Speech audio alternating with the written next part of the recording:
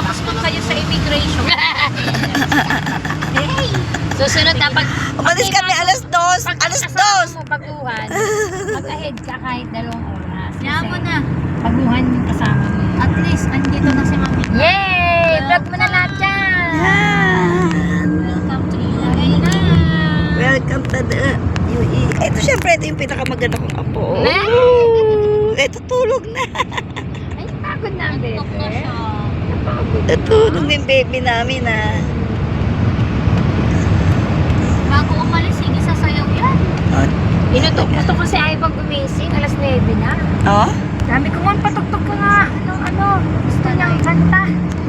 Ayun, kahit nakahiga, gumagano. Talaga. Ayun, nagising-gising siya. Mga ilang oras tayo doon sa inyo na? 30 minutes lang 30 po minutes biyahe. Ah, 30 minutes lang. Baka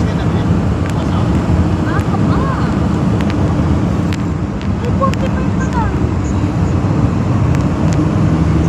Ang bango pa ng niluto ni Jomar na adobo. Wow! Ano yun daw po niya? Baboy din. Baboy.